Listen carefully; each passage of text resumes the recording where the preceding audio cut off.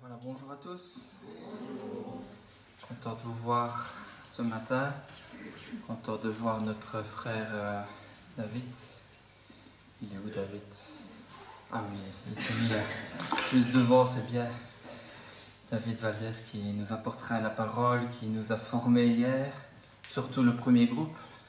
Désolé, le deuxième groupe, il a eu le plaisir d'avoir son compagnon Edouard Moll. Voilà, je retiens le nom, essaye en tout cas. C'était chouette.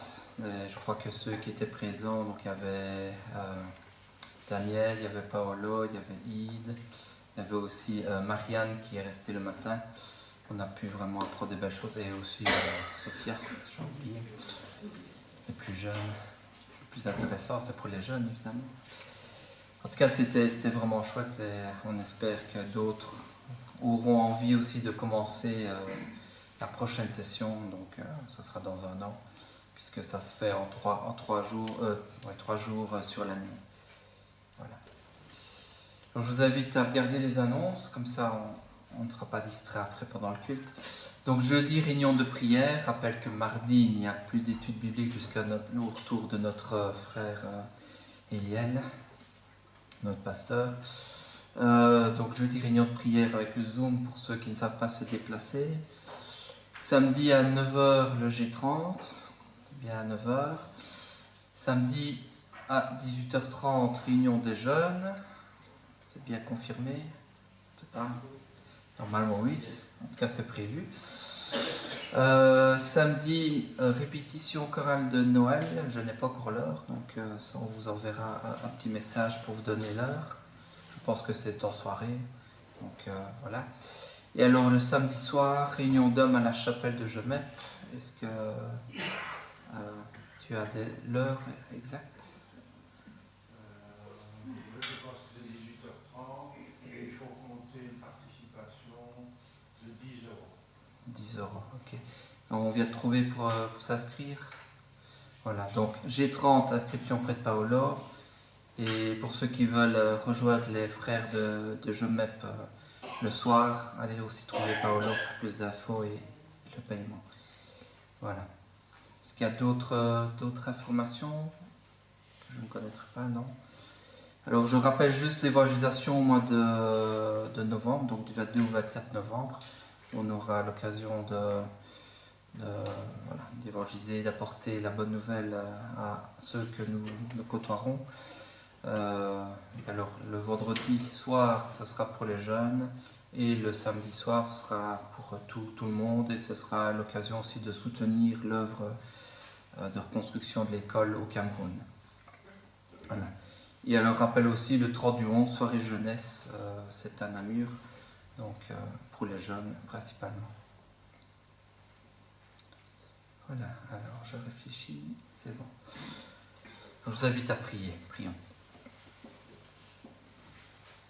Seigneur, nous te remercions pour ce matin, Seigneur, de nous conduire dans ta maison, et nous te prions, Seigneur, de garder ceux qui ne peuvent pas nous rejoindre, et te remercions pour ceux qui aujourd'hui peuvent enfin nous rejoindre, Seigneur. Et nous pensons notamment à notre frère Rudy. Merci, Seigneur, de l'avoir gardé jusqu'à présent. Merci pour sa convalescence qui s'est bien passée, et merci de continuer à le garder, Seigneur. Merci de bénir ce culte matin, et Seigneur, que toute chose soit faite pour ta gloire. Amen. Amen. Oui, donc pour ceux qui ne l'avaient pas vu, Rudy est parmi nous. Voilà, on est content de te voir. Alors, nous sommes rassemblés ce matin pour louer et pour adorer notre Seigneur, celui qui nous a donné la vie, apporter au Seigneur notre reconnaissance pour ce qu'il accomplit dans nos vies, jour après jour. Et je vous invite ce matin à louer le Seigneur avec le chant 209 dans nos recueils. C'est un chant qui n'est pas spécialement connu, donc on va essayer de le chanter avec entrain malgré tout. On peut se lever pour chanter ce chant. Offrons au Seigneur reconnaissance.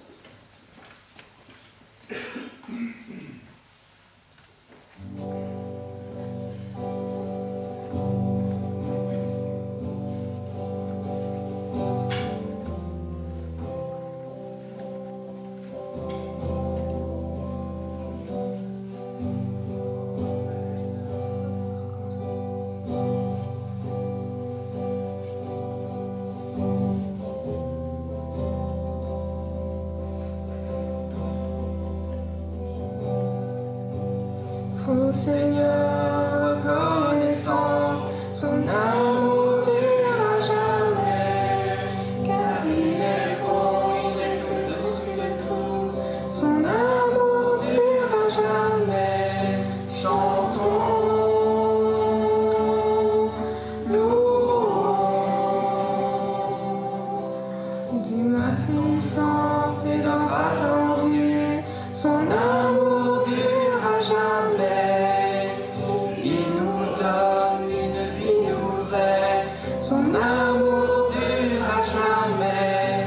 Chantons, louons, chantons, louons.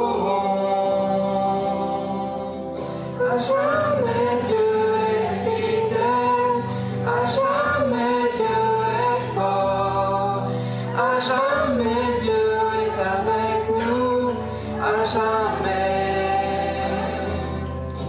À jamais Dieu est fidèle, à jamais Dieu est fort, à jamais Dieu est avec nous, à jamais.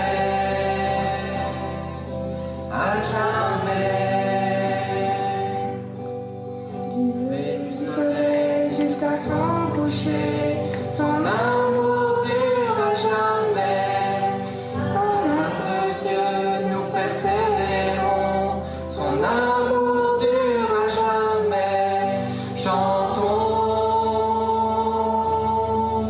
louons, chantons, louons. À jamais Dieu est fidèle, à jamais Dieu est fort, à jamais Dieu est avec nous, à jamais. À jamais Dieu est fidèle, à jamais Dieu est fort, à jamais Dieu est avec nous, à jamais. À jamais. Alors Éphésiens 2, du verset 13 à 18, dit ceci: Mais maintenant, Jésus-Christ, vous qui étiez jadis éloignés, vous avez été rapprochés par le sang de Christ, car il est notre paix. Lui qui des deux n'en a fait qu'un, et il parle ici des circoncis et des incirconcis bien sûr, et qui a renversé le mur de séparation, l'inimitié ayant anéanti par sa chair la loi des ordonnances dans ses prescriptions, afin de créer en lui-même, avec les deux, un seul homme nouveau, en établissant la paix, et de réconcilier l'un et l'autre en un seul corps, avec Dieu, par la croix, en détruisant par elle l'inimitié. Il est venu annoncer la paix à vous qui étiez loin, et la paix à ceux qui étaient près, car par lui, nous avons les uns et les autres auprès du Père, dans un même esprit. Et par Christ, nous avons été donc rapprochés, nous avons été réconciliés, greffés sur l'olivier, et nous ne faisons désormais plus qu'un seul peuple, ayant accès aux bénédictions que le Seigneur nous a préparées. Christ a payé, il a payé pour nous, afin de faire de nous un seul peuple, une Église, pour la gloire du Père. Alors nous pouvons louer ce matin notre Seigneur avec quelques chants, avant d'entendre aussi la parole. Issus d'un même Créateur, le même souffle nous a donné la vie. Tous aussi perdus, tous aussi pécheurs, nous avons eu la chance qui nous attire à lui. Amen. Amen. Alors, chantons ce chant.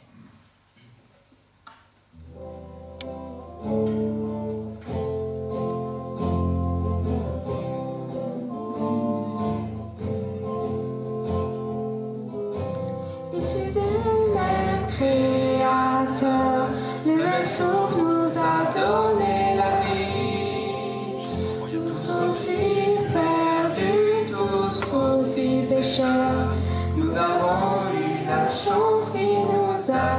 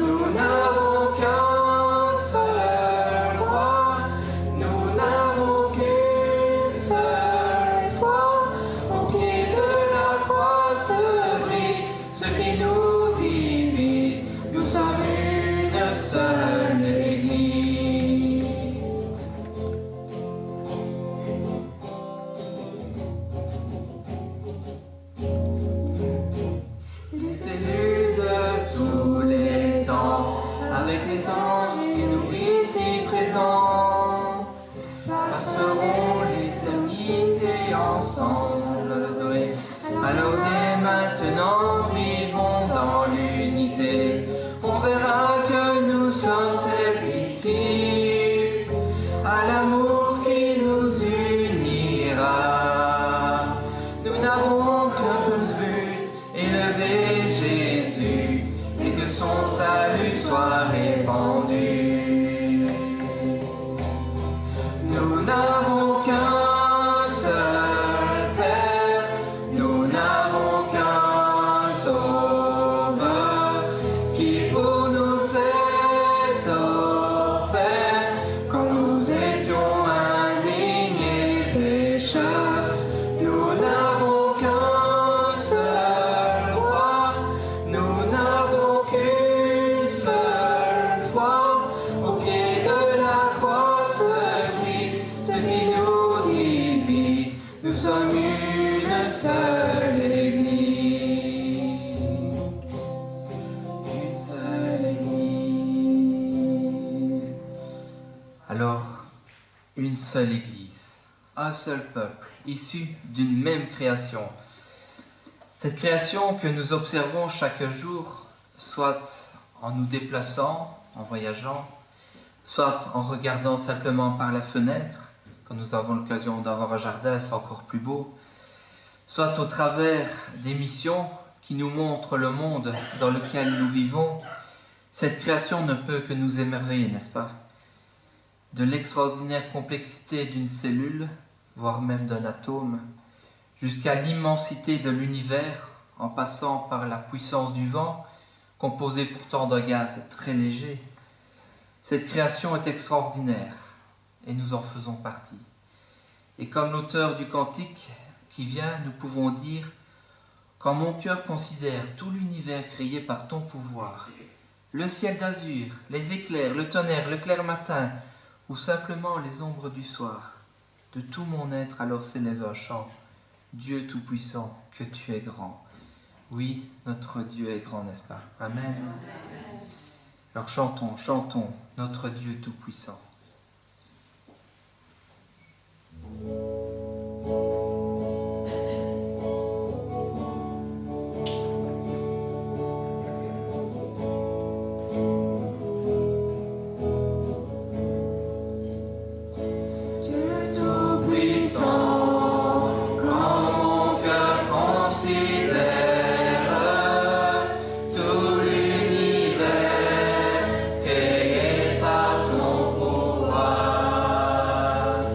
Le ciel d'azur.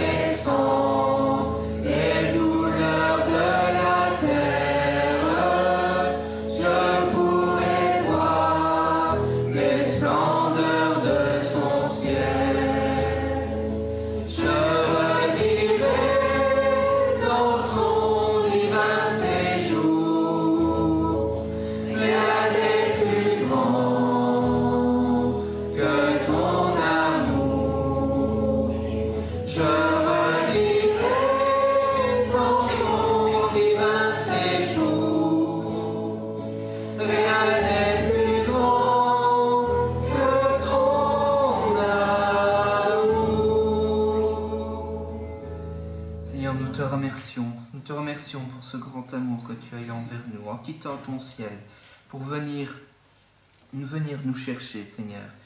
Et nous savons qu'un jour, toi qui es rentré au ciel, qui es remonté au ciel, tu viendras nous chercher. Et ce jour-là, nous pourrons te louer pour l'éternité. Amen.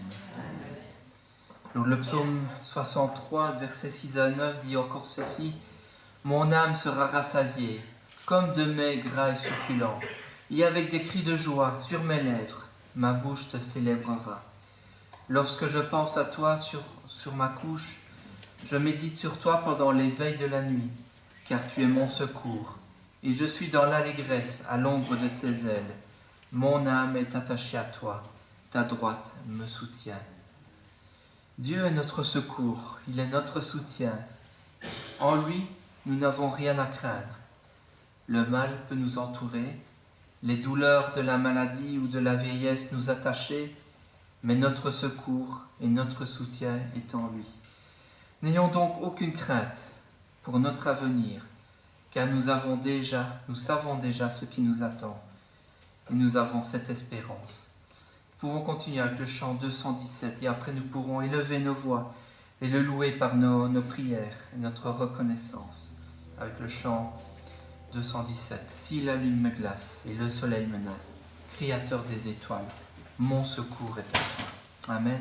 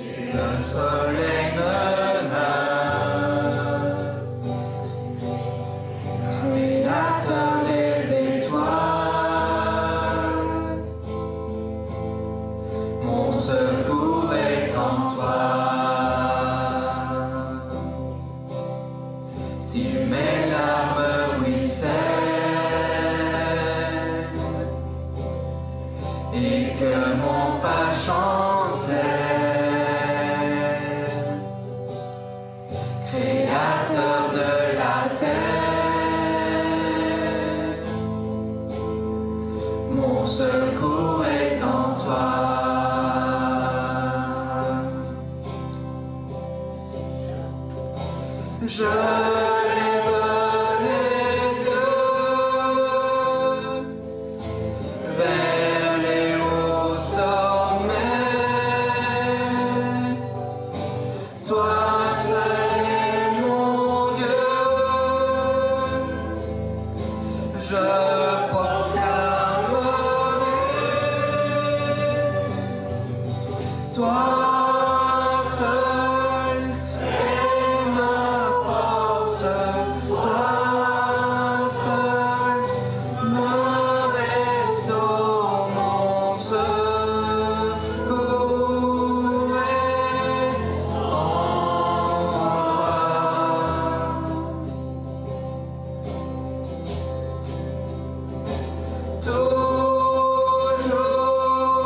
tu me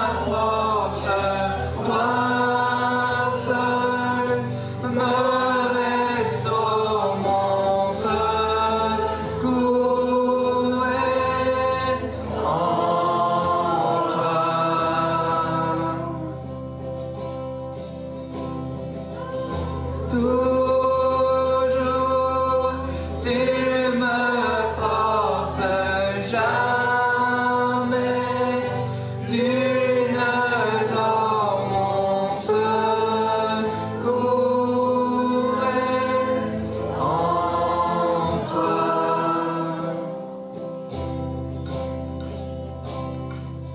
Ta victoire, mon espoir, ton chemin, mon destin, ton salut, mon refuge, tout est en toi. Ta victoire, mon espoir, ton chemin, mon destin, ton salut, mon refuge, tout est en toi. Ta victoire, mon espoir, ton chemin, mon destin, ton salut, mon refuge, tout est en toi. Ta victoire, mon espoir, ton chemin, ton destin, ton salut, mon refuge, tout est en toi.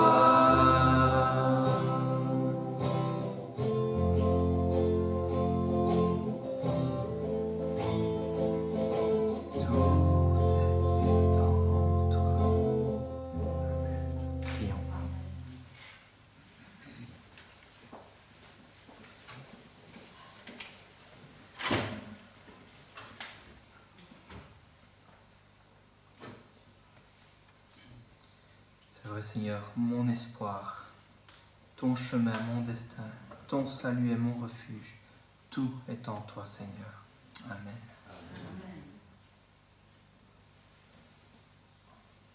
Seigneur, je veux te louer parce que tu es le Dieu tout-puissant, tu es le Dieu si grand, si merveilleux. Tu es le créateur de la terre et du ciel. Et tu es mon créateur. C'est toi, Seigneur, qui m'as formé. Seigneur, je veux te louer pour cet amour que tu as manifesté envers chacun de nous. Merci, Seigneur, parce que tu nous veux tous auprès de toi. Seigneur, afin que nous puissions tous nous réjouir. Seigneur, merci pour ta bonté, merci pour ta fidélité, merci pour ta grandeur. Merci, Seigneur, pour ta toute-puissance. Et Seigneur, jamais je ne veux, Seigneur, oublier le salut, Seigneur, que tu m'accordes en Jésus-Christ, en payant pour moi, Seigneur, le prix. Seigneur, merci pour la croix de Golgotha. Merci, Seigneur, parce que c'est là que tu as manifesté ton amour pleinement. Seigneur, merci parce que tu as souffert à ma place, tu as pris mon péché. Et Seigneur, merci parce que tu m'as réconcilié avec ton Père.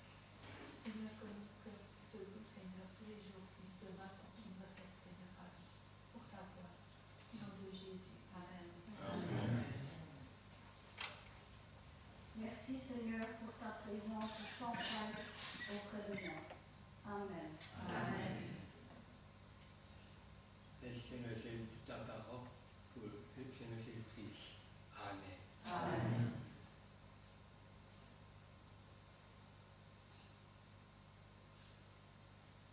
Seigneur notre Dieu, c'est quand nous étions encore pécheurs que toi tu nous as aimés. C'est quand nous étions loin de toi que nous ne pensions pas à toi, que tu nous aimais encore. Parce que tu nous dis que tu nous as aimés d'un amour éternel. Nous te remercions, notre Dieu, parce que nous avons aussi ta promesse que même si les collines chancelaient, même si les montagnes s'éloigneraient, ton amour, tu nous garderas ton amour. Seigneur notre Dieu, nous te remercions de continuer à nous aimer tels que nous sommes. Nous te remercions de continuer à être patient envers nous, de continuer à nous transformer, parce que tu veux que nous ressemblions de plus en plus au Seigneur Jésus. Nous te remercions, Seigneur, pour cette heure que nous pouvons passer sous ton regard. Nous te remercions de nous bénir. Seigneur, nous voulons te remercier aussi d'avoir entendu nos prières pour notre frère Rudy. Et nous le remettons encore entre tes mains jusqu'à son complet rétablissement. Nous te le demandons parce que nous savons que tu nous aimes. Nous te le demandons au nom de Jésus. Amen. Amen.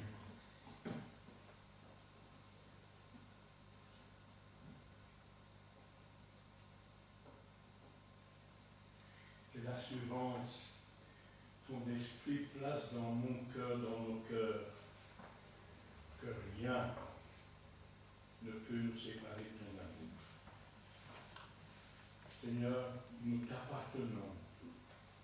Tu as payé le prix pour le temps présent, pour que nous soyons dans ta communion, dans ta proximité, pour que tu nous donnes ta paix, pour que tu nous donnes ta joie, pour que nous puissions te servir, te glorifier dans nos vies, manifester ici-bas la personne du Seigneur Jésus, si cher à ton cœur, et qu'il est pour nous parce que nous avons trouvé en lui un sauveur puissant qui nous a enlevé les chaînes qui nous liaient à Satan, qui nous a délivrés, et nous lui appartenons maintenant parce que le prix, il a été payé à la croix du Calvaire.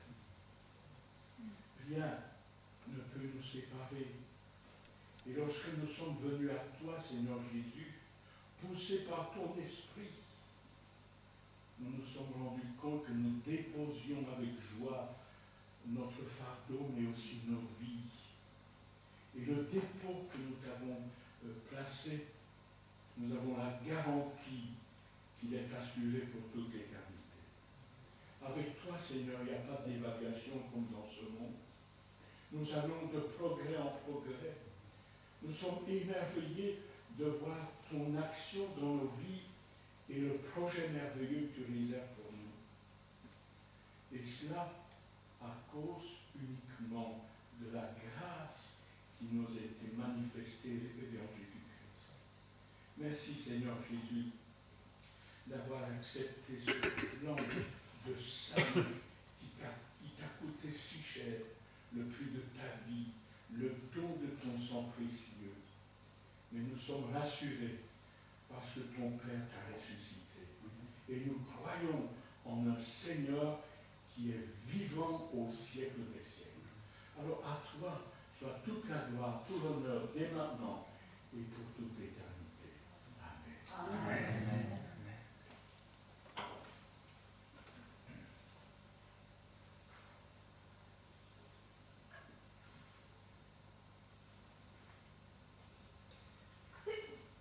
Oui Seigneur, tu es un Dieu bon et merveilleux, celui qui nous a tout donné.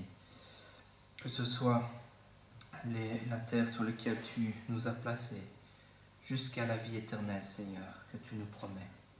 Merci Seigneur pour toute bénédiction. Amen. Amen. Alors avant de laisser la place à notre frère David qui nous apporte la parole, je vous invite à vous lever pour chanter le chant « Ta parole est une lampe devant mes pas ». Et pendant ce chant, j'invite les préposés d'offrande à passer aussi parmi nous pour recueillir les dons.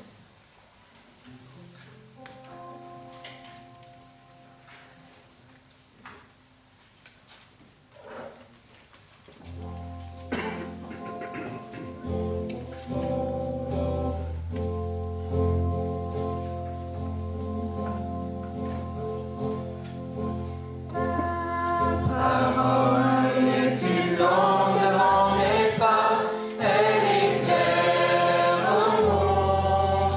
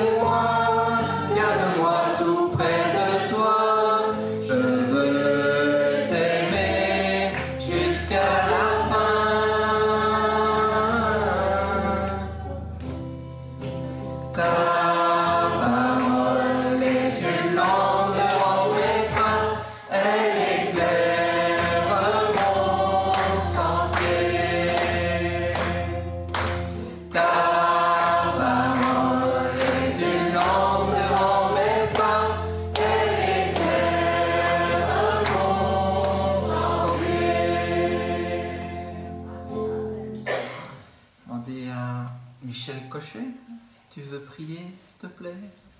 Non? Alors, Daniel, prie pour les offrandes et la parole. Merci. Seigneur, c'est avec joie que nous avons donné un peu de cet argent. Et je te demande que ce soit vraiment cette libéralité qui a été poussée par ton esprit pour que tu puisses, Seigneur, l'agréer. Mais je te demande que tu donnes les capacités à ceux qui vont gérer au sein de notre assemblée cet argent, afin que ta parole soit annoncée, que c'est vraiment, Seigneur, pour l'avancement de ton règne. Merci aussi pour ta parole que nous allons entendre maintenant. Je demande, Seigneur, que tu bénisses David dans le ministère que tu lui as confié, en particulier ce matin, pour que nous soyons attentifs à ta voix qui va se faire entendre au travers de la sienne.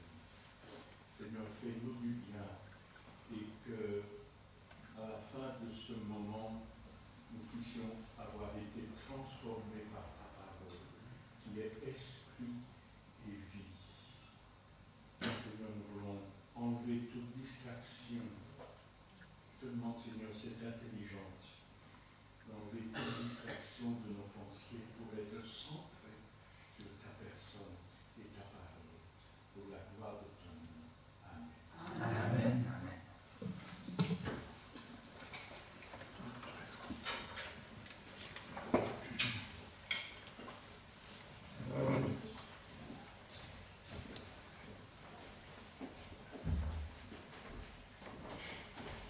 Voilà, bonjour à toutes et à tous.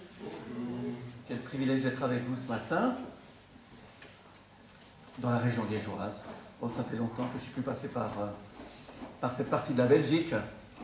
Alors voilà, pour ceux qui ne me connaissent pas, hein, peut-être que ça vaut la peine que je me présente. Donc David Valdez, marié à Fiona. Fiona qui a vécu dans la région de Liège il y a bien longtemps. Elle a aidé en fait, Didier Roca et Jeunesse pour Christ. Donc c'était au début des années 90. Ça date, hein. Enfin voilà, donc je suis marié à Fiona. Nous avons 4 enfants. Et nous avons un peu voyagé dans le ministère. Hein. Donc on a commencé par l'Angleterre durant 3 ans. Et puis on est revenu en Belgique, où j'ai servi avec les groupes bibliques universitaires durant 7 ans, jusqu'en 2003. Et puis ça fait plus de 21 ans que nous sommes partis en Suisse. Voilà, où j'étais pasteur dans une église baptiste d'abord, dans les montagnes bernoises. Et puis après, on est descendu jusqu'à Neuchâtel, au bord du lac, où j'ai servi durant 11 ans dans une église libre. Et puis maintenant, depuis 4 ans, nous sommes près de Lausanne, dans une assemblée de frères larges de Lavigny. Lavigny, ils sont à 15 minutes à l'ouest de Lausanne. Une église qui existe depuis 200 ans. Donc on a fêté nos 200 ans il y a 2 semaines, voilà. Et donc voilà, c'est une église qui est issue du réveil de Genève. Hein. Et puis très vite, le réveil de Genève est arrivé dans le canton de Vaud. Et puis notre communauté, là, c'est une des premières qui a émergé suite à ce réveil donc, dans cette région. Et puis depuis, il y a beaucoup d'autres églises dans cette région aussi. Donc voilà, donc ça c'est mon ministère pastoral, hein, dans lequel je suis engagé depuis presque 30 ans. Et puis de l'autre côté, ça fait en tout cas 2 ans que je suis engagé dans un ministère itinérant dans l'Europe de l'Ouest. Donc où ma responsabilité principale est vraiment de pouvoir accompagner, former des personnes, des hommes et des femmes qui sont impliqués dans un ministère de la parole. Et donc c'est un ministère qui porte le nom de Lingam, qui ne veut pas dire grand-chose, c'est juste un nom de rue où se trouve une église dans le centre de Londres. Voilà, tout simplement. Donc ça n'a pas beaucoup de signification, mais c'est dans cette rue qu'il y avait une église dont le pasteur est très connu. Voilà, un peu dans le monde évangélique, c'est John Stott, hein, qui a écrit beaucoup de livres, dont certains ont été traduits en français. Et voilà, donc ça fait 2 ans que je fais partie de l'équipe de direction européenne, et puis je voyage ici et là, dans certains pays d'Europe de l'Ouest, et c'est vrai que ça fait plaisir de revenir en Belgique et de pouvoir accompagner plusieurs ministères ici. En Belgique, ça fait 1 an en fait qu'on revient un peu plus régulièrement, donc 3 fois par année. Je suis déjà revenu là sur les 12 derniers mois, je pense que je suis déjà venu 5 fois. Pour vous dire que la Belgique est un peu mise en avant par rapport aux autres pays d'Europe, de l'Ouest, mais c'est pas grave, hein, je pense que c'est bien de revenir dans le pays où on a grandi. Et puis Et puis voilà, parce que j'ai grandi à Leuven, à Louvain, et puis j'ai vécu aussi à Louvain-la-Neuve durant quelques années. Et quand je travaillais pour le GBU, j'habitais à Braine-l'Alleud avec la famille. Voilà, je pense que vous savez plus ou moins tout de la famille. Et quelle joie d'être avec vous ce matin. J'ai entendu parler de vous, bien sûr, par Daniel, par Eliel, par d'autres. Hein, et puis alors j'ai fait connaissance de Dany, on se connaît par personne interposée, mais on ne s'était jamais parlé. Donc c'est bien qu'on puisse enfin faire connaissance, puisque son fils habite tout près de chez moi, finalement. Donc c'est bien de faire des liens entre Belges, même en Suisse. Hein, donc voilà, donc le privilège d'être avec vous ce matin, de partager ces paroles.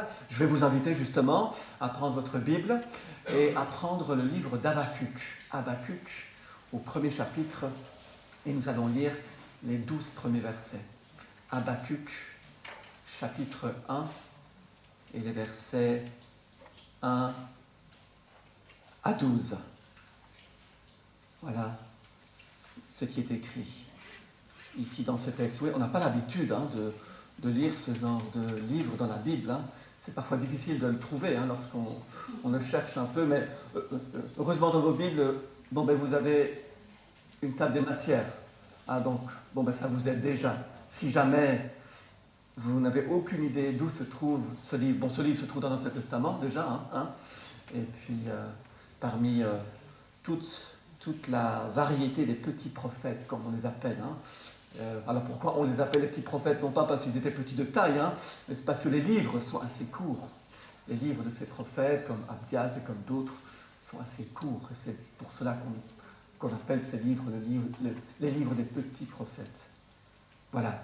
Alors je lis à partir du premier verset, donc chapitre 1, verset 1. Sentence, ce que Habacuc, le prophète, a vu. Jusqu'à quand, Seigneur, appellerai-je au secours sans que tu entendes? Jusqu'à quand crierai-je vers toi violence sans que tu sauves? Pourquoi me fais-tu voir le mal et regardes-tu l'oppression? Ravage et violence sont devant moi, il y a des querelles et la dispute s'élève. C'est pourquoi la loi est paralysée et l'équité ne s'impose jamais. Parce que le méchant assaille le juste, c'est pour cela que l'équité est pervertie avant de pouvoir s'imposer. Voyez, regardez parmi les nations, soyez dans la stupéfaction et la stupeur, car une œuvre est en train de s'accomplir que vous ne croiriez pas si on la racontait.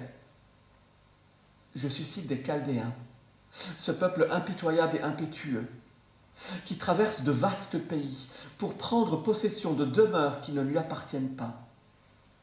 Il est terrible et redoutable. Il impose lui-même son droit et sa suprématie. Ses chevaux sont plus rapides que des léopards, plus mordants que des loups du soir. Ses chars se déploient. Ses chars viennent de loin. Ils volent comme l'aigle qui fond sur sa proie. Tout entier, il arrive pour la violence, le visage tendu vers l'avant. Il amasse des captifs comme du sable. Lui, il se moque des rois, il rit des princes, il se rit de toute forteresse, il amoncelle de la terre, il la prend. Alors, un souffle passe et s'en va. Il se met en tort, lui dont la force est pour son Dieu. Mais toi, n'es-tu pas, dès le temps jadis, Seigneur mon Dieu, mon Saint, tu ne meurs pas. Seigneur, tu l'as établi pour le jugement. Mon rocher, tu l'as institué pour châtier. Voilà, nous voulons encore prier. Oui, Seigneur, nous voulons te remercier. Te remercier pour ce temps privilégié que nous pouvons vivre avec toi, avec une partie de ta famille, Seigneur, ici, dans ce lieu, dans cette chapelle. Oui, Seigneur, merci parce que tu es avec nous. Merci parce que tu nous as déjà parlé au travers de ces chants que nous avons élevés vers toi, au travers de ces prières que nous avons élevées vers toi. Seigneur, tu nous as entendus, tu as vu notre cœur, tu as entendu nos voix, et tu vois l'amour que nous te portons, Seigneur. Et nous voulons continuer à te louer au travers de l'écoute de ta parole. Nous voulons essayer de la comprendre, Seigneur, et nous te demandons vraiment que l'Esprit Saint nous aide à comprendre ces paroles qui vont être expliquées et proclamées. Et que, Seigneur, eh bien oui, cette parole ne retourne pas vers toi sans avoir fait son effet dans nos vies, dans nos cœurs. Oui, ce que nous recherchons, c'est la transformation de nos vies encore aujourd'hui, et juste à ce que tu viennes.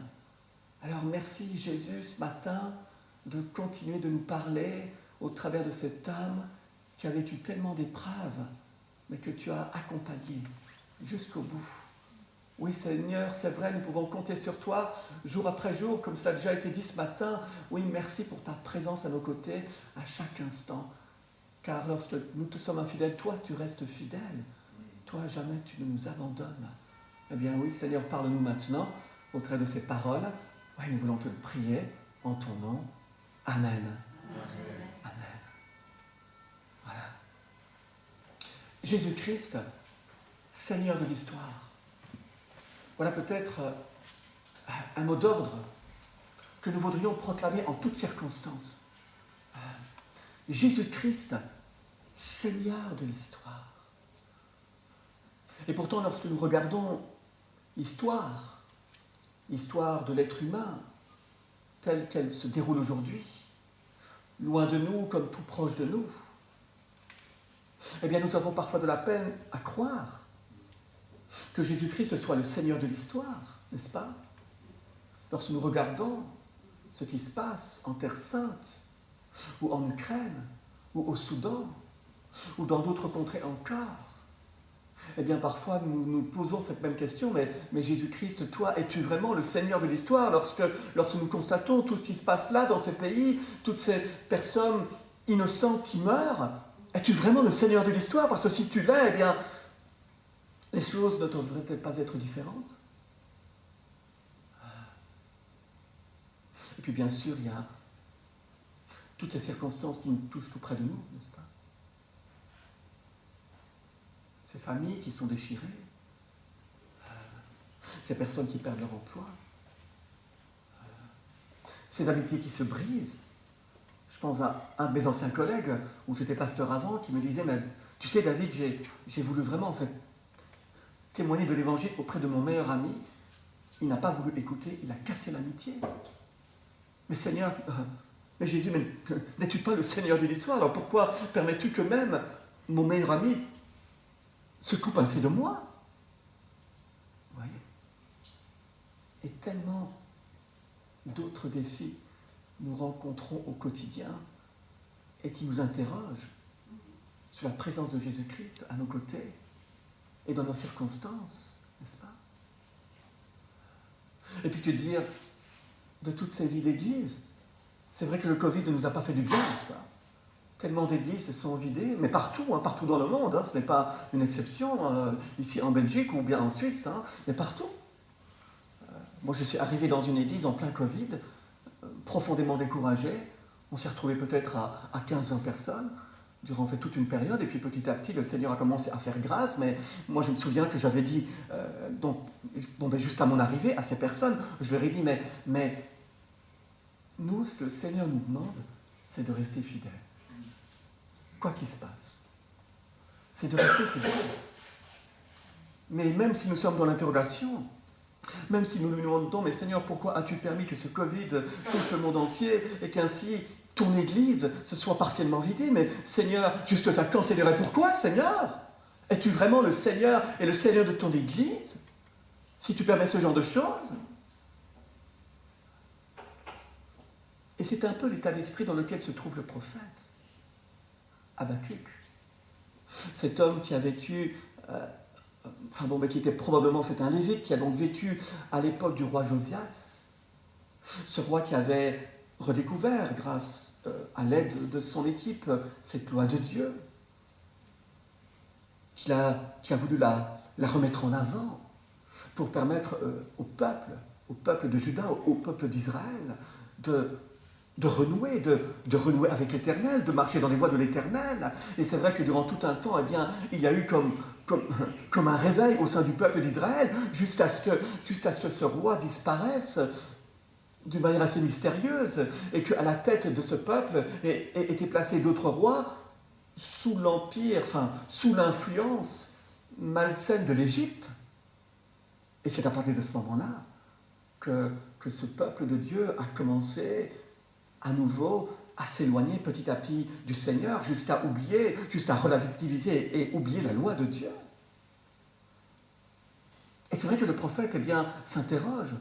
Il s'interroge donc en fait par rapport à tout ce qui se passe autour de lui. Donc d'un côté, il voit le peuple de Dieu qui a à nouveau décidé d'oublier la parole de vie. Le Créateur, ce Dieu avec qui Dieu avait fait alliance.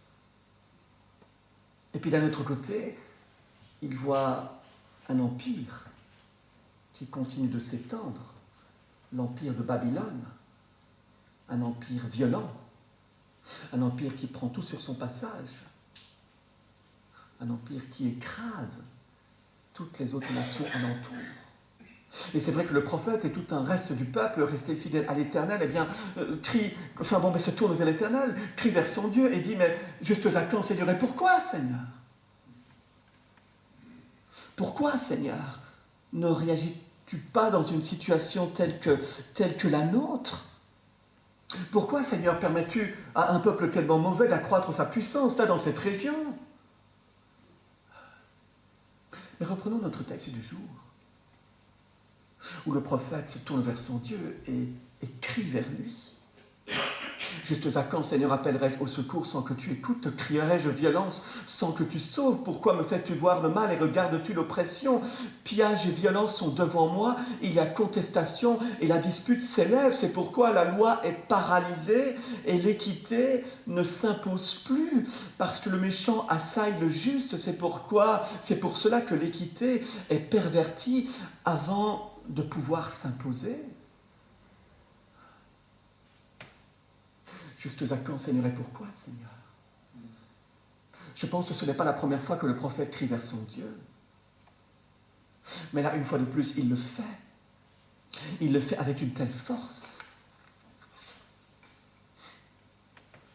Je pense que lorsque le prophète s'exprime ainsi, eh bien, il dit « Seigneur, j'ai des limites.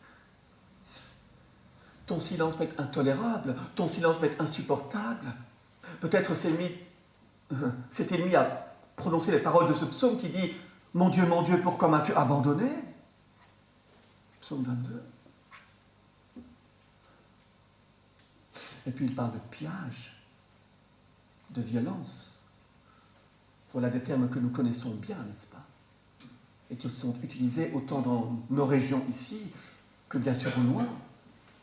Pillage et violence. Voilà des réalités qui se sont manifestées tout au long de notre histoire, tout au long de l'histoire de l'humanité. Après que Caïn ait tué Abel, eh bien, on voit de la violence, on voit du pillage tout au long de l'histoire de l'humanité.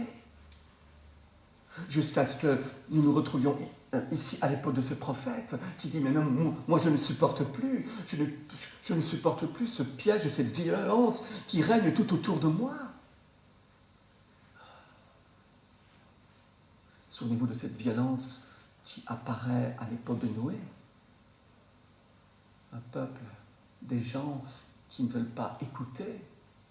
Un Dieu qui interpelle Noé et qui lui dit « Mais va leur dire que leur rébellion a dépassé à ce point des limites qu'il faut que je manifeste mon jugement. » Pillage et violence. Voilà des choses que nous connaissons encore aujourd'hui, même ici, probablement dans cette province de Liège, n'est-ce pas? Quoique, je ne sais pas ce qui s'y passe, mais bon, je suppose. Et puis, il parle de la loi qui est paralysée. La loi, elle est paralysée. Mais c'est quoi la loi? C'est la parole de Dieu, c'est ces paroles de vie. Ces paroles de vie que Dieu a transmises à Moïse et à son peuple. Ces paroles de vie qui représentait le cœur de la vie domestique, religieuse, politique du royaume de Juda. Cette parole, elle est paralysée, cette parole, elle est fermée, cette parole, elle est mise dans une bibliothèque.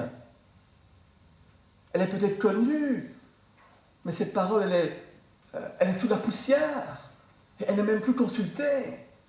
Et même si quelqu'un osait aller prendre ce livre dans cette bibliothèque et qu'il l'ouvrait pour la lire, eh bien, il se ferait même reprendre par un certain nombre de personnes. Vous voyez? Parce que lorsque nous sommes exposés à la parole de Dieu, nous sommes remis en question, mais par amour. Le Christ nous remet en question, mais par amour, lorsqu'il nous expose à sa parole. Voyez ?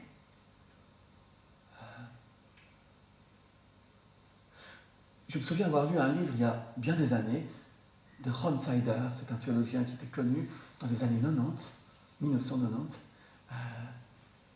qui a écrit un livre qui s'appelle « Le scandale de la conscience évangélique ». Et dans ce livre, il disait ceci.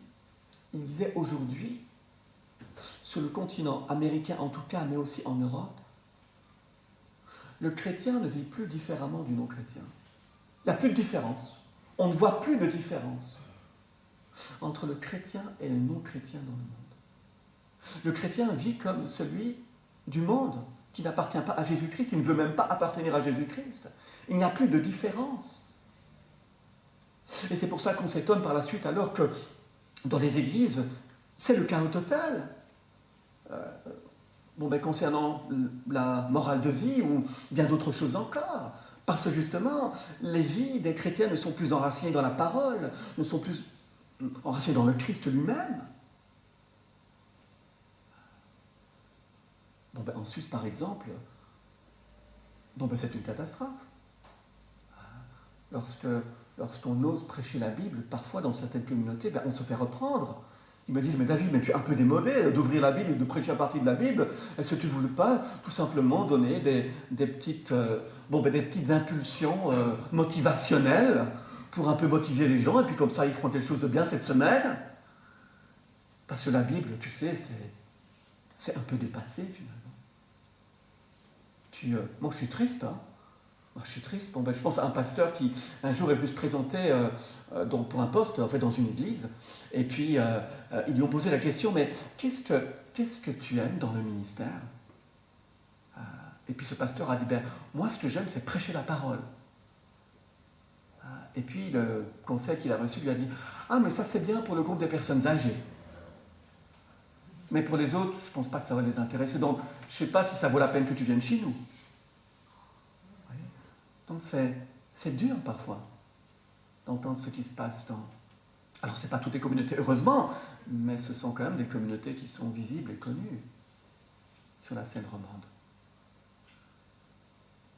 Jusqu'à quand, Seigneur, et pourquoi, Seigneur? Permettras-tu que ce genre de choses se passe? Que ce soit dans le monde, avec tous ces conflits, que ce soit dans les églises, avec ta parole qui est tellement relativisée, qui est mise sur le côté, qui n'est plus prise au sérieux. Voyez? On se pose tellement de questions, n'est-ce pas, par rapport à cette souffrance qui nous touche de près ou de loin. Je me souviens d'un conférencier que j'avais invité à Liège à l'époque, mais ça fait bien longtemps, sur les campus universitaires. Un monsieur avec qui j'avais parlé, puis à qui j'avais demandé de parler sur la souffrance. Parce qu'il avait écrit un livre à l'époque sur la souffrance. Je ne pense plus qu'on le trouve dans les librairies aujourd'hui. C'est déjà un vieux livre. Mais quand il a donné cette conférence, il a dit il y a 3 manières d'expliquer la souffrance. Ou de comprendre la souffrance, plutôt. C'est vrai, la souffrance, c'est quelque chose qui est là parce que le mal est dans le monde. Et que nous soyons chrétiens ou pas, nous subissons les effets collatéraux du choix de certains hommes et de certaines femmes de suivre leurs propres convictions, de suivre leurs propres aspirations plutôt que de suivre le Christ. Et ce qui entraîne des déviances autoritaires dans certains pays, encore aujourd'hui.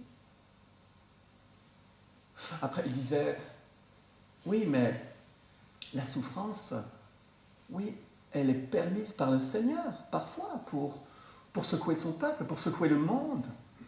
C'est ce qui s'est dit de la part, en Suisse romande en tout cas, on avait beaucoup de prédicateurs qui ont dit, oui, mais le Seigneur a permis que le Covid puisse même toucher notre Suisse toujours ultra protégée, parce qu'il aspire à voir les chrétiens, mais pas seulement les chrétiens, mais le pays se repentir et entrer dans une démarche de changement radical de vie pour s'approcher du Christ. Et je pense que ces gens Oui, n'avait pas tort. Et souvenez-vous de ces paroles que nous trouvons aussi dans cette lettre aux Hébreux, hein, au chapitre 12. Mon fils, ne prends pas à la légère la correction du Seigneur et ne te décourage pas lorsqu'il te reprend, car le Seigneur corrige celui qu'il aime. Il donne des coups de fouet à celui qui l'agrée. Dieu vous traite comme des fils, comme des filles. Quel est l'effet que le fils, la fille, que le père ne corrige pas? Le Seigneur permet parfois que nous puissions traverser par de telles circonstances, par amour pour nous. Cela lui fait beaucoup de mal de devoir parfois nous laisser traverser une période difficile parce que nous avions choisi de nous éloigner de lui. Voyez ? Et puis, il y a cette troisième chose, et qui est très juste en fait finalement. Cet homme disait, la souffrance elle est scandaleuse. Dans le sens où parfois nous ne pouvons pas expliquer la raison pour laquelle nous devons passer par une épreuve. C'est vrai que nous aurions trop facilement tendance à suivre Job, enfin les amis de Job, en condamnant les personnes qui traversent des épreuves, en condamnant les chrétiens qui traversent des épreuves, en leur disant, mais sûrement tu as dû faire un truc de faux pour que tu traverses une épreuve, n'est-ce pas? Eh bien non, pas spécialement. Pas spécialement. La souffrance, parfois, nous ne pouvons pas l'expliquer. Et nous aurons des réponses lorsque le Seigneur nous aura repris. Là, il nous donnera toutes les réponses aux questions que nous lui avons déjà peut-être posées. Voyez? Juste à quand, Seigneur, et pourquoi, Seigneur? Voilà tous ces questionnements qui parfois nous hantent, qui parfois nous rongent. Et puis, subitement, nous voyons que Dieu parle. Et c'est ça qui est extraordinaire, n'est-ce pas? Parce que même au cœur de l'épreuve, non seulement le Seigneur nous entend, en fait, nous écoute, mais il est également celui qui nous parle. Et lorsqu'il nous parle, parfois, il nous parle de manière surprenante. Nous attendons parfois à la réponse idéale, en tout cas pour nous. Et il répond parfois autrement. Et c'est ce que nous lisons justement au verset 5, où il dit ceci. Voyez, regardez parmi les nations, soyez dans la stupéfaction et la stupeur, car quelqu'un est en train d'accomplir une œuvre que vous ne croiriez pas si on la racontait. Voici, je fais surgir les Chaldéens. Même au cœur de l'épreuve, Dieu est là. N'est-ce pas ce que Jésus rappelle à ses disciples? Je suis avec vous chaque jour et jusqu'à la fin du monde. Et non seulement il est avec nous, mais parce que nous sommes le temple de l'Esprit Saint, eh bien il est en nous, avec nous, pour sa gloire, chaque jour et jusqu'à la fin du monde. Voilà quelque chose d'extraordinaire, n'est-ce pas? Et là, Dieu choisit de parler et il lui dit, voyez, regardez parmi les nations. Voilà quelque chose de surprenant, parce que justement, les nations sont en train de rendre la vie difficile au peuple de Dieu. Et là, Dieu semble en train de dire, eh bien, regarde parmi ces nations. Mais regarde parmi ces nations, mais soit dans la stupéfaction, soit dans la stupeur, car je suis à l'œuvre. Regarde parmi les nations, mais regarde même au-delà de ce que tu es en train de vivre. Et regarde parce que quelqu'un est en train d'accomplir une œuvre que tu ne croirais pas si on la racontait. Et puis il dit, voici, je fais surgir les Chaldéens. Autre réponse surprenante, n'est-ce pas? Et donc non seulement nous sommes invités, comme le fait Habakkuk, à crier vers notre Dieu dans ces temps qui sont parfois extrêmement difficiles, mais là, nous sommes invités, donc, dans ce verset 5 et suivant, à nous mettre à l'écoute de notre Dieu, dans ce qu'il a à nous dire. Je pense toujours à une amie d'enfance. On a fait toutes nos primaires ensemble, toutes nos secondaires ensemble. Et puis un jour, elle me dit, donc on était à l'université, elle me dit, David, j'ai la leucémie, le médecin dit que je vais mourir. Et puis je dis, mais écoute, moi ce que je peux faire, c'est prier pour toi, et je viendrai te voir une fois par semaine, je te promets. Parce que comme je travaille pour les GBU, je vais de toute façon voyager beaucoup dans le pays, donc je me suis dit, je passerai voir Claire, et puis c'est super. Donc, et à chaque fois qu'on se voyait, eh bien, je partageais l'évangile aussi, parce qu'elle savait que j'étais chrétien, puis elle s'attendait quand même à ce que je lui dise des choses. Ce qui est parfois surprenant, hein, qu'une personne qui n'est pas engagée dans la foi se dise, non, mais parle-moi de Dieu, parce que je souffre. D'accord, ok. Et puis alors, un jour, elle m'a dit, mais David, tout ce que tu me dis, moi j'ai envie d'y croire.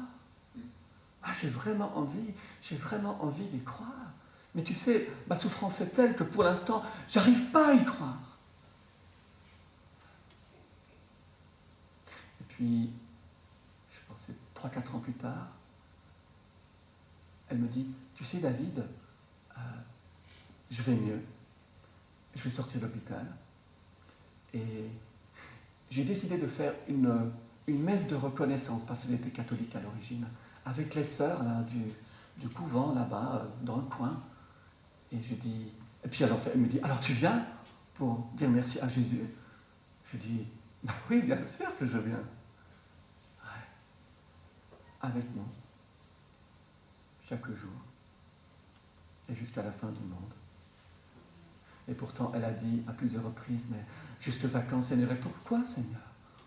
Parce qu'elle m'a posé la question, mais David, qu'est-ce que j'aurais éventuellement fait de mal pour que je doive subir cette leucémie? Vous voyez?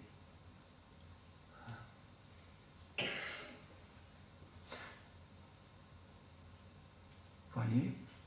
Regardez parmi les nations, soyez dans la stupéfaction et la stupeur, car quelqu'un est en train d'accomplir une œuvre que vous ne croiriez pas si on la racontait. Et là, c'est vrai, il fait surgir les Chaldéens. Là, c'est vrai, il fait durant un temps, il permet que son propre peuple puisse traverser une épreuve, mais pas parce qu'il a envie de faire la leçon, mais par amour. Il sait qu'il doit faire passer son peuple par cette épreuve-là pour que son peuple ressorte victorieux de ce mauvais choix qu'il avait fait. Mais Dieu est à l'œuvre. Et c'est cela qui est extraordinaire pour nous aussi, n'est-ce pas? Quelles que soient les circonstances par lesquelles nous pourrions passer aujourd'hui, quelles que soient les raisons qui sont évidentes ou pas du tout évidentes pour lesquelles nous passons par de telles circonstances, eh bien, Jésus nous dit, je suis là dans ta vie et j'œuvre dans ta vie. C'est comme l'apôtre Paul, avec cette écharpe dans la chair. Paul qui a pris à plusieurs reprises pour être libéré de cette écharde. Et Jésus lui dit, non, je ne vais pas te libérer de cela. Non, mais au travers de cette écharde qui reste dans la chair, mon nom sera glorifié au travers de ton ministère. C'est quelque chose d'extraordinaire.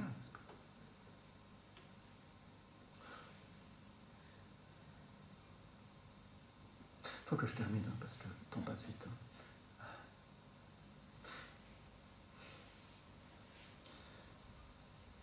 Au verset 12,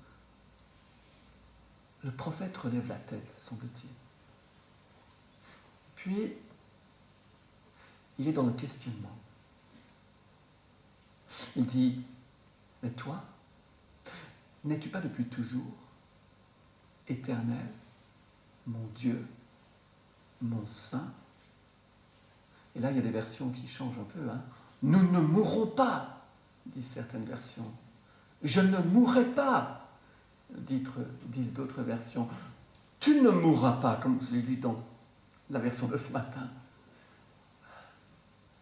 Mais on voit là donc le prophète qui relève la tête, qui est en train de redécouvrir l'identité de son Dieu. Mais toi, n'es-tu pas depuis toujours? Mais toi, qui as créé le ciel et la terre? Mais toi, qui as sauvé Israël du pays d'Égypte? Mais toi, n'es-tu pas depuis toujours éternel, mon Dieu, mon Saint? Eh bien, puisque tu es éternel, mon Dieu et mon Saint, et le Dieu Saint, le Dieu fidèle à son alliance, eh bien, je sais que je ne mourrai pas. Nous savons que nous ne mourrons pas. Parce que tu es Dieu. Et tu es le seul Dieu. Le Dieu qui a tant aimé le monde qu'il est venu en Jésus-Christ, par Jésus-Christ, pour faire don de sa vie, pour revenir de la mort à la vie, afin que par le moyen de la foi en lui, nous ayons la vie à jamais. Voyez? Nous ne mourrons pas. Voilà cette proclamation extraordinaire. Voilà cet homme qui est en train de redécouvrir l'identité de son Dieu et qui le pousse ainsi à confesser la grandeur de son Dieu, même au cœur de l'épreuve, même au cœur de la souffrance. Voyez?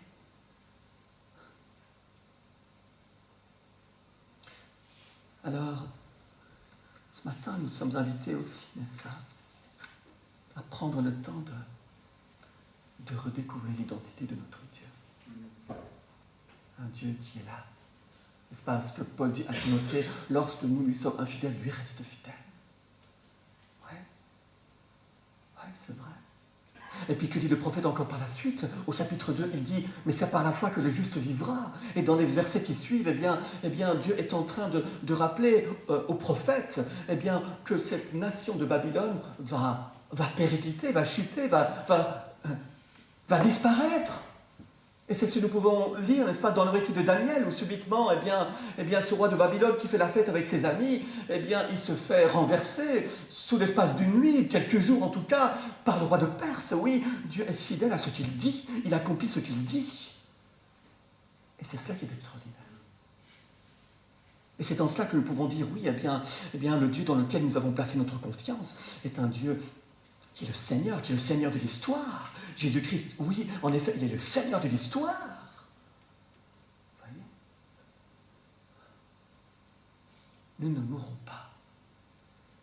N'est-ce pas ce que Paul aussi rappelle dans sa lettre aux Corinthiens, au chapitre 15, lorsqu'il parle de la résurrection de nos corps. Oui, nous ne mourrons pas. C'est cela qui est extraordinaire. Lorsque le Christ vient, il va nous revêtir de ce corps parfait. Et nous pourrons vivre à jamais, pour l'éternité, dans les cieux nouveaux, sur la terre nouvelle. C'est extraordinaire. Nous ne mourrons pas. Amen. Amen. Mais d'ici là, souvenez-vous de cette autre parole, dans la deuxième lettre de Pierre, qui dit « Le Seigneur ne retarde pas l'accomplissement de sa promesse, comme quelques-uns le pensent, mais il use de patience envers vous tous, afin que personne ne se perde, mais que tous viennent à la repentance. » Voilà une invitation, jusqu'à ce que le Seigneur vienne, à continuer de vivre et partager l'amour de Jésus-Christ autour de nous, n'est-ce pas? Voilà. Et puis bien sûr, lorsqu'il proclame cette conviction qu'il ne mourra pas, que nous ne mourrons pas, que le Seigneur ne mourra pas, bien sûr, parce qu'il est éternel, parce qu'il est Dieu.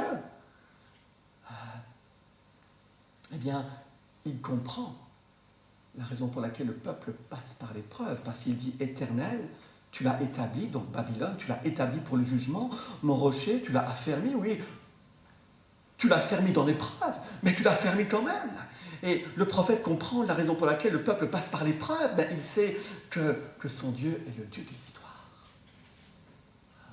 Alors ce matin, nous sommes invités, n'est-ce pas, à oser crier vers notre Dieu comme le prophète l'a fait. Oui, que nous puissions être vraiment dans une relation authentique avec notre Dieu. Nous sommes parfois un peu fatalistes dans notre vie chrétienne. On se dit « Inch'Allah », comme on dit dans une autre religion. Voilà, c'est la vie, c'est la volonté. Non! Lorsque nous sommes touchés dans notre être le plus profond, exprimons-le au Seigneur, parce qu'il est notre Père. Comme le prophète le fait. Bien sûr, faisons-le avec respect, bien sûr, parce qu'il est notre Dieu. Mais osons le faire.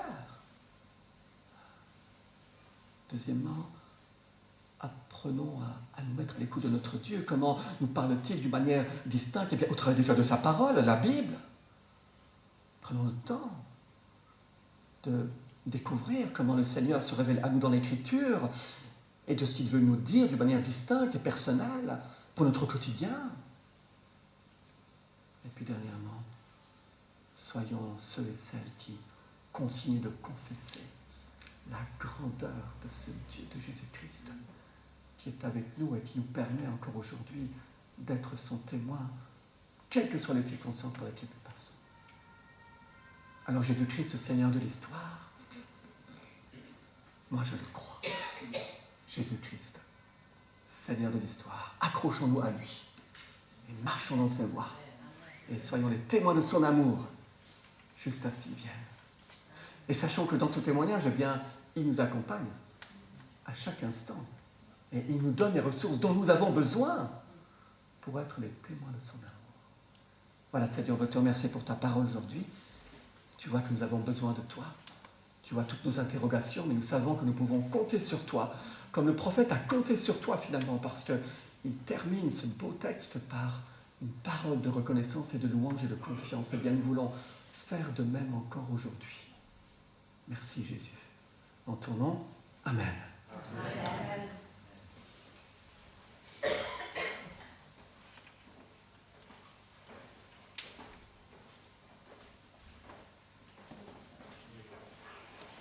J'ai un chant qu'on peut peut-être chanter spontanément. La première strophe, ne crains rien, je t'aime, je suis avec toi. Promesse certaine qui soutient ma foi. Ne crains rien, je t'aime, je suis avec toi.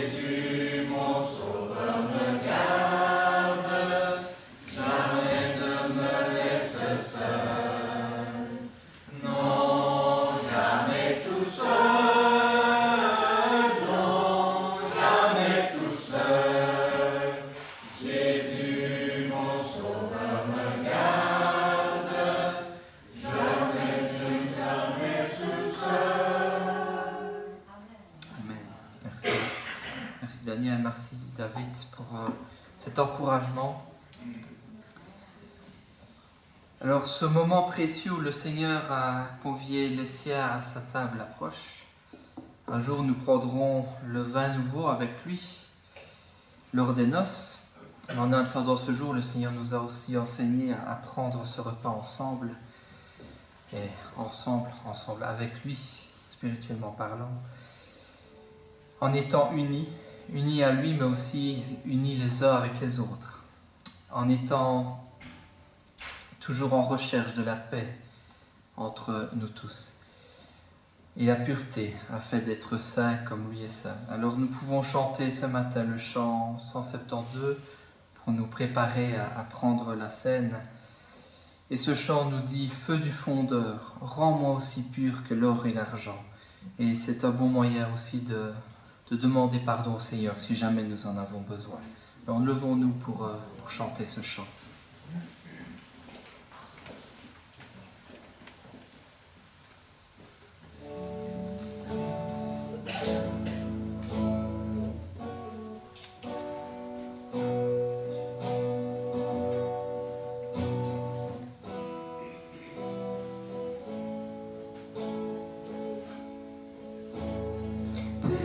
Purifie mon cœur, rends-moi aussi pur que l'or et l'argent.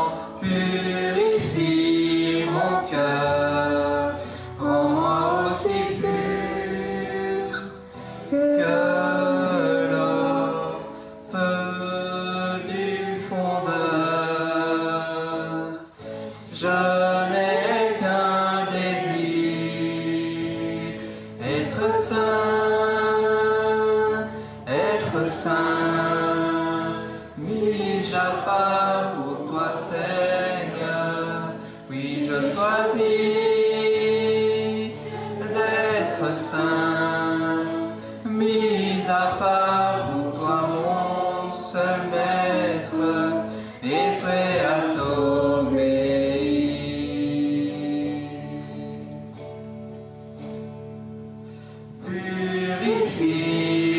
cœur ma souillure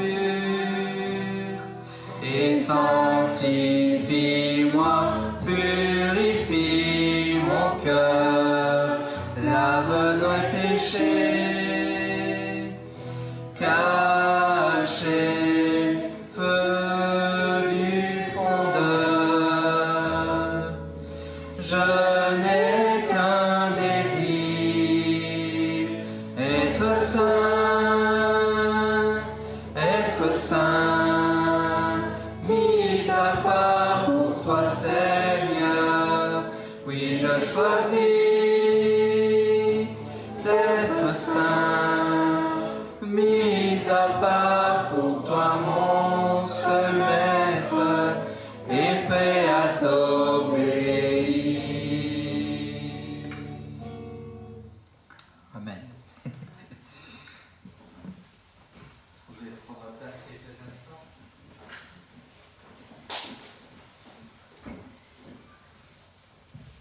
Alors, on va lire dans Luc, chapitre 29.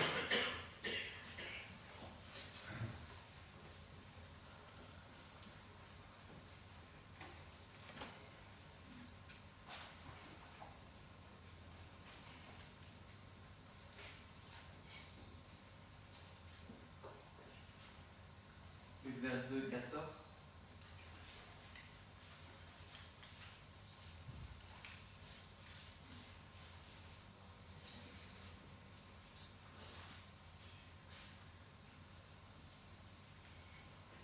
Quand l'heure fut venue, il se mit à table avec ses 12 apôtres. Et il leur dit, j'ai vivement désiré manger cette Pâque avec vous avant de souffrir. Car je vous le dis, je ne la mangerai plus jusqu'à ce qu'elle soit accomplie dans le royaume de Dieu. Puis il prit une coupe, remercia Dieu et dit, prenez cette coupe et partagez-en-la entre vous. Car je vous le dis désormais, je ne boirai plus du fruit de la vie jusqu'à ce que le royaume de Dieu soit venu. Ensuite il prit le pain et après avoir remercié Dieu, il le rompit et leur donna en disant, ceci est mon corps qui est donné pour vous. Faites ceci en souvenir de moi. Après le souper, il prit de même la coupe et la leur donna en disant, cette coupe est la nouvelle alliance en mon sang qui est versée pour vous. Donc Christ s'est donné au travers de ce geste et il nous rappelle qu'il se donne lui-même, qu'il s'est offert et que ce sacrifice est donné pour tous, une et une seule fois.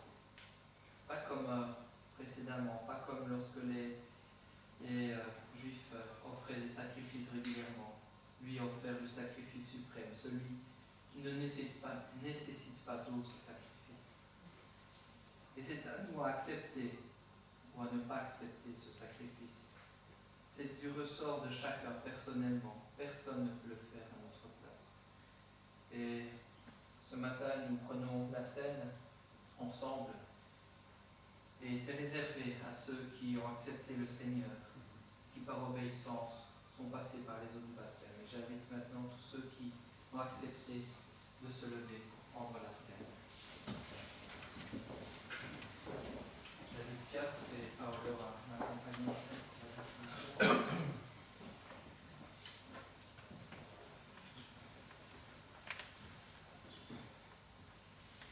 Il se mit à table avec les apôtres, prit le pain et demanda la bénédiction du Seigneur. Seigneur notre Dieu, nous voulons nous incliner devant toi, te dire merci. Merci pour ton amour que tu as manifesté envers chacun de nous en envoyant ton Fils, ce que tu avais le plus cher, pour mourir à notre place. Tu prennes sur lui les péchés de chacun de nous. Merci Seigneur pour ce miracle du salut offert à travers le corps de ton Fils qui a été brisé. Amen.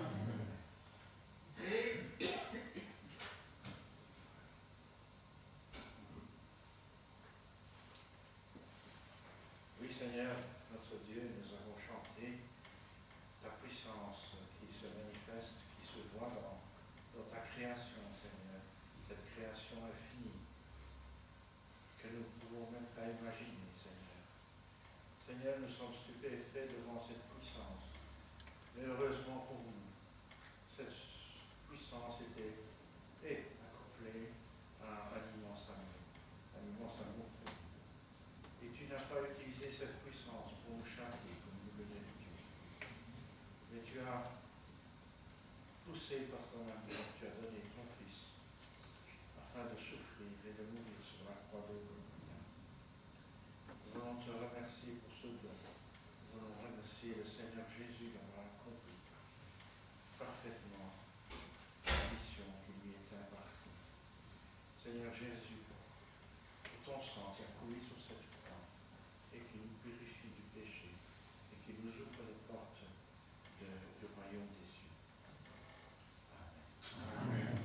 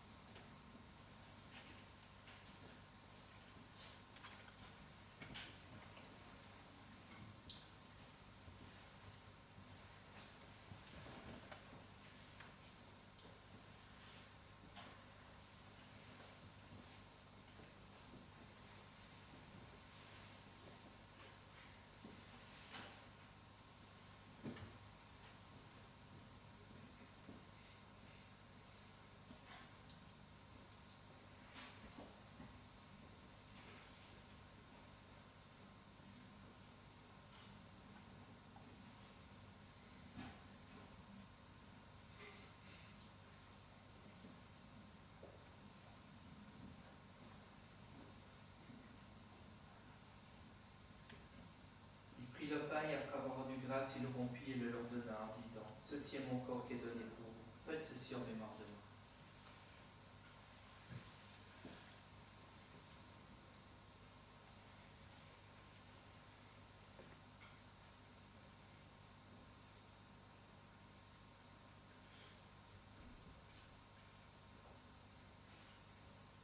Il prit de même la coupe après le souper et le leur donna en disant : Cette coupe est la nouvelle alliance sur mon sang qui est répandue pour vous.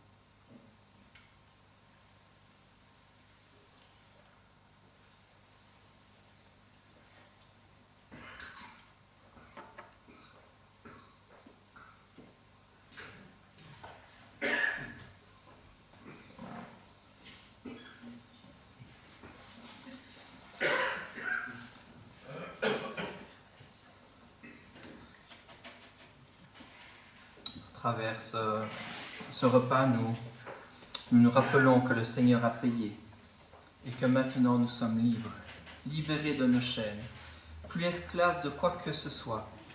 La peur n'a plus aucun sens, car si Christ est avec nous, qui sera contre nous? Peu importe les craintes que nous pouvons avoir, nous pouvons compter sur lui pour y faire face. Et nous pouvons terminer notre culte avec le chant 224, plus esclaves.